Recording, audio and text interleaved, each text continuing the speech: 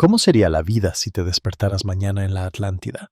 Esta es la tierra que Platón describió como un lugar que manaba leche y miel. Según el filósofo, esta civilización de alta tecnología estaba más allá de la imaginación. Luego, de repente, se desvaneció bajo el océano en un solo día y noche. ¿De qué trata esta misteriosa civilización? ¿Cuán avanzados eran para haber captado la imaginación de Platón? ¿Qué les pasó? Y lo que es más importante, ¿cómo sería la vida si te despertaras mañana en la Atlántida? Lo descubriremos juntos en este nuevo episodio de Orígenes Secretos. Bienvenidos. Hubo una vez en la que los eruditos se sentaban a aprender a los pies de grandes filósofos. Desde la era de Sócrates, el mundo comenzaba a comprender la importancia de la filosofía y cómo impacta la vida. Así que cuando Platón, el alumno de Sócrates, apareció, el respeto se transmitió. Este estudiante tenía profundidad en sus palabras. Sin duda, Platón estuvo a la altura de la tarea en sus enseñanzas. Pero un día, todo cambió. ¿La causa? Publicó 2 diálogos titulados Timeo y Critias. Pero, ¿de qué trataban estos diálogos? No era solo por sus nombres interesantes, no. En los diálogos, Platón expresó sus pensamientos sobre cómo el mundo llegó a ser. Sin embargo, no lo hizo de forma ordinaria. Se sumergió profundamente en la creación, como si estuviera narrando desde un sólido registro histórico. Y entre líneas mencionó una civilización antigua, la Atlántida. ¿Qué dijo exactamente Platón sobre la Atlántida? En sus palabras, en los días de antaño los dioses tenían toda la tierra distribuida entre ellos por sorteo. Pero Poseidón, recibiendo como su lote la isla de la Atlántida, engendró hijos con una mujer mortal y los estableció en una parte de la isla que describiré. Y cuando finalmente describió la tierra, el mundo de la historia se sumió en el caos. He aquí por qué Platón describió una civilización demasiado avanzada para la comprensión humana. En poco tiempo, sus palabras parecían el guión de una película de ciencia ficción. Observa, Platón escribió, el más famoso de todos ellos fue el derrocamiento de la isla de la Atlántida. Esta gran isla se encontraba frente a las columnas de Hércules, en extensión mayor que Libia y Asia juntas, y era el paso a otras islas y a un gran océano del que el mar Mediterráneo era solo el puerto. Y dentro de las columnas, el imperio de la Atlántida llegaba en Europa a Tirrenia y en Libia a Egipto. No se detuvo ahí. En textos posteriores, Platón reveló que el conocimiento de la Atlántida le fue transmitido por ancestros egipcios 9000 años antes. El filósofo griego describió que la Atlántida era tan avanzada que rivalizaba con la civilización humana. Y esto era demasiado para asimilar. En poco tiempo hubo un problema. Imagina respetar tanto a una autoridad que sus palabras son oro, pero en algún momento dicen algo que no cuadra. Así se sentían los eruditos acerca de la civilización atlante. He aquí por qué. Por un lado, Platón narró la existencia de la Atlántida como un registro histórico real. Citó que el conocimiento fue transmitido por antiguos sacerdotes egipcios al estadista griego Solón, quien vivió alrededor del 600. Por otro lado, parecía un cuento. Dado que Platón era un filósofo tan renombrado, los eruditos argumentaron que su descripción de la Atlántida era solo una metáfora y no un lugar real. Pero, ¿tenía razón este argumento? Una pregunta sólida fue planteada por historiadores que contraargumentaron. Si la Atlántida descrita en Timeo y Critias era una mera alegoría, ¿por qué la descripción de Platón usaba lugares reales como Asia, Europa y Libia para enfatizar su tamaño y ubicación? Esta gran isla se encontraba frente a las columnas de Hércules, en extensión mayor que Libia y Asia juntas. Además, esta gran Atlántida tuvo un final místico. Los eruditos comenzaron a argumentar que esta civilización podría ser más que la fábula que muchos creen. ¿Y si existió y tuvo un final catastrófico? No estamos hablando del reino mítico de los dibujos animados o la ciencia ficción. La Atlántida real fue descrita por Platón como una civilización utópica de alta tecnología que se desvaneció bajo el océano en un solo día y noche. Según la historia convencional, nunca existió, solo una alegoría. Pero según Platón vemos algo diferente cuando escribe sobre la desaparición de la civilización. Pero después ocurrieron violentos terremotos e inundaciones, y en un solo día y noche de desgracia todos vuestros hombres de guerra se hundieron en la tierra, y la isla de la Atlántida de la misma manera desapareció en las profundidades del mar. Estaba la Atlántida, y luego no estaba. ¿Cómo puede una descripción tan detallada ser barrida bajo la alfombra como un mero mito? La respuesta es que no puede, porque en lo profundo de las arenas del tiempo, bajo antiguas ruinas y en el ADN de misteriosos megalitos, están surgiendo pistas que sugieren que la Atlántida pudo haber sido un lugar real. No solo eso, sino pruebas de que su gente no eran supervivientes primitivos aficionados, sino algo mucho más avanzado. Ahora, en este video, no solo preguntamos ¿existió la Atlántida? Preguntamos algo más atrevido. ¿Qué se sentiría vivir allí? Imagina que fueras uno de ellos, un ciudadano atlante en los últimos días antes de que la inundación destruyera la ciudad. ¿Cómo sería? Según Platón, hay una larga lista de actividades. Caminarías bajo templos abovedados que vibran con energía de cristales. Flotarías a través de sistemas de transporte aéreo mucho más allá de nuestra tecnología actual. Comerías alimentos mejorados por una agricultura basada en frecuencias. Curarías enfermedades usando sonido y color. ¿Y qué más? Incluso podrías estudiar el cosmos a través de lentes mucho más antiguos que los de Galileo. Suena a ciencia ficción, ¿verdad? Pero no lo es. Estas ideas provienen de textos antiguos y descubrimientos arqueológicos que los historiadores todavía intentan explicar o encubrir. Pero entonces, algo sucedió para interrumpir esta tecnología de alta gama de la Atlántida. Algo tan catastrófico que no solo destruyó ciudades, borró toda una línea temporal. Pero antes de hablar del final, hagamos un viaje al mundo olvidado de la Atlántida. Es de mañana, y el sol se refleja en tu cara. Pero espera. Mientras te incorporas para contemplar la vista desde tu ventana, te das cuenta, la tierra se ve diferente. El sol sale sobre anillos concéntricos de tierra y mar. Un giro a tu izquierda y ves imponentes muros blancos que brillan a la luz y cúpulas de cristal que zumban con una energía sutil. Bienvenido a la Atlántida, un lugar donde la vida es superavanzada. Sales de tu casa y la vista te deja pasmado. Tu casa parece una estructura tallada en piedra luminosa. No solo es asombrosamente hermosa, sino que también autorregula la temperatura y canaliza la frecuencia ambiental. ¿Qué tan increíble es eso? Miras las carreteras. No hay atascos como en la hora punta de Nueva York. No hay claxones frenéticos ni teléfonos zumbando. Todo lo que ves son cápsulas de transporte magnéticas deslizándose silenciosamente por rieles invisibles. Te das cuenta de una cosa. El tiempo aquí fluye con ritmo, no con caos. La ciudad misma está viva, pero pacífica al mismo tiempo. Observa la arquitectura y verás algo. Los ciudadanos de la Atlántida tienen estilo. Los atlantes diseñaron sus espacios urbanos con la geometría sagrada en mente. Calles alineadas con constelaciones estelares y edificios que vibran a frecuencias curativas. En esta tierra, todo es tanto funcional como espiritual. En la Atlántida, ciencia y alma son uno. Ahora, cuando te mudas a una nueva ciudad o viajas por vacaciones, tu residencia es tu prioridad, ¿verdad? Pero una vez que admiras tu entorno, hay una larga lista de experiencias que querrías vivir. Lo mismo ocurre con nuestro pequeño viaje. Nuestra próxima parada es un lugar más fascinante. Te diriges al Salón de la Energía. Como su nombre indica, este es el lugar que transmite toda la energía de la ciudad. Con una descripción tan avanzada dada por Platón, no te sorprende ver las paredes pulsando con un brillo violeta. Aquí, enormes cristales de cuarzo canalizan las corrientes electromagnéticas de la Tierra, alimentando toda la ciudad con precisión. Pero estos cristales no solo alimentan lámparas, también recalibran tu conciencia. ¿Suena loco? Espera, en la ciencia moderna hay confirmación de que el cuarzo tiene altas propiedades eléctricas, pero no empezó hoy. Textos antiguos insinúan redes cristalinas similares en Egipto, Tíbet e incluso Mesoamérica. Además, los curanderos atlantes usan estas piedras no como instrumentos. Un paso en su cámara de sanación y los tonos armónicos inundan tus sentidos. A diferencia de nuestro mundo actual, no hay píldoras ni medicina convencional. ¿Qué tan saludable sería eso?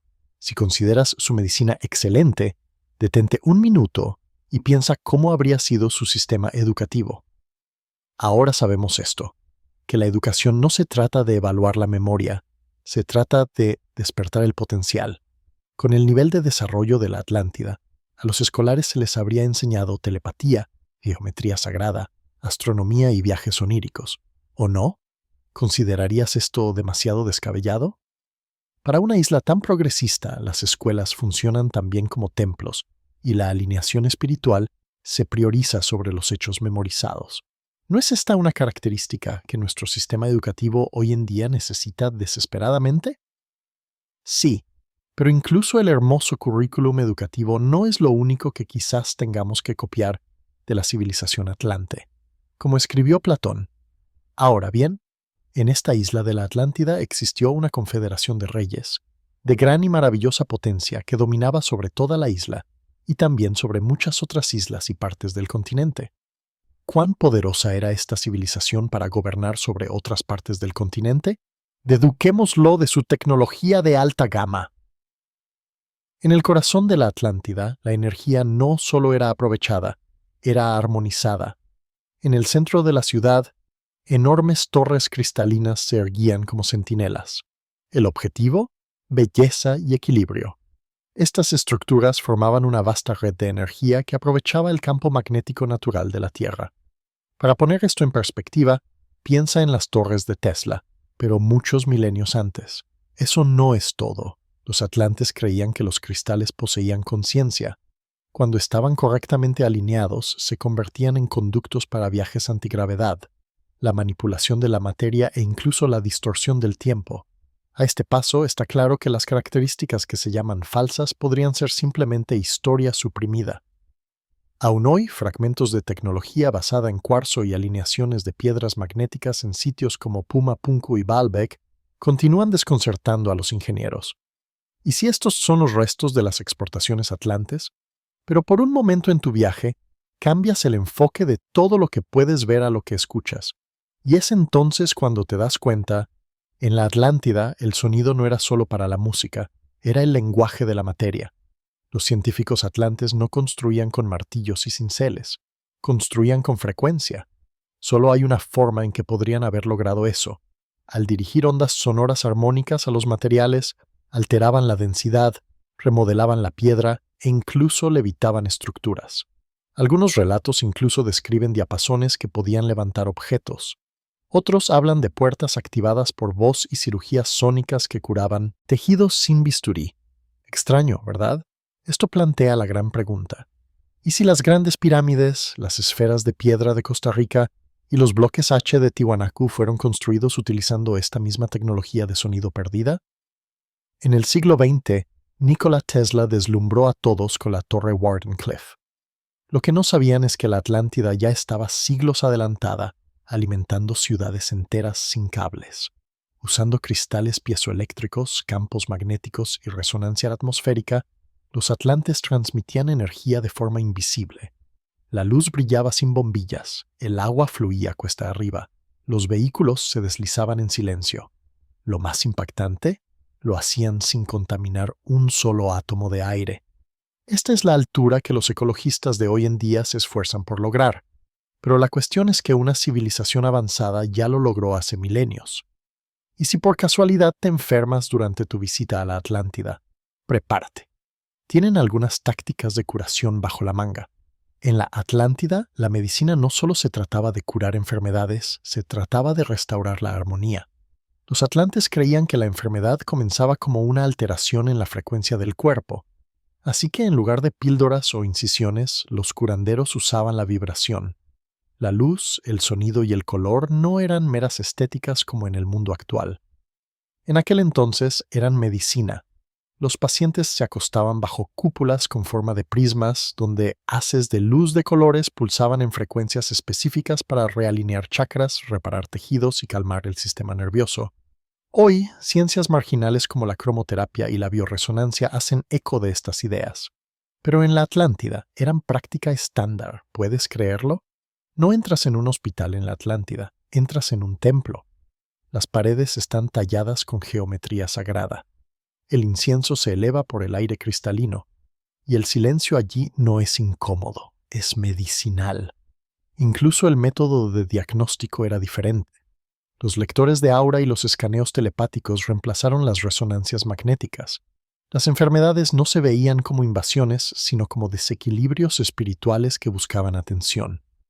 No es de extrañar que cuando los arqueólogos modernos encuentran ruinas de templos antiguos con cortes de precisión quirúrgica en mesas de piedra y extraños instrumentos metálicos cerca, se pregunten, ¿eran estos los primeros hospitales?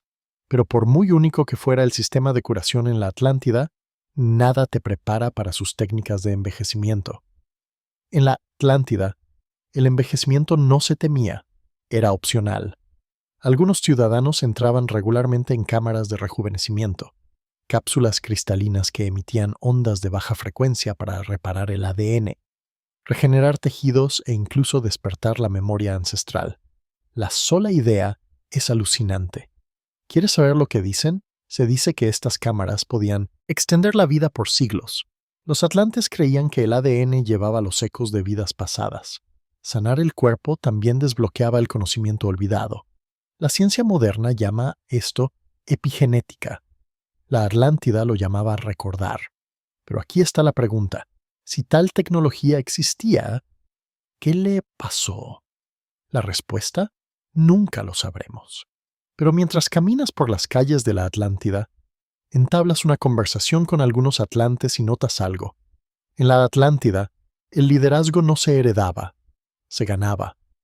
Los reyes y reinas no eran solo figuras decorativas de sangre real, sino iniciados que habían superado pruebas de disciplina mental y madurez espiritual. El mérito guiaba la monarquía, y el trono se compartía con consejos de sabios, curanderos y científicos. Además, eran seleccionados por intelecto, intuición e integridad.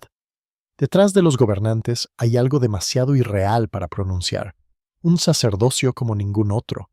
Hablemos de los sacerdotes atlantes por un minuto.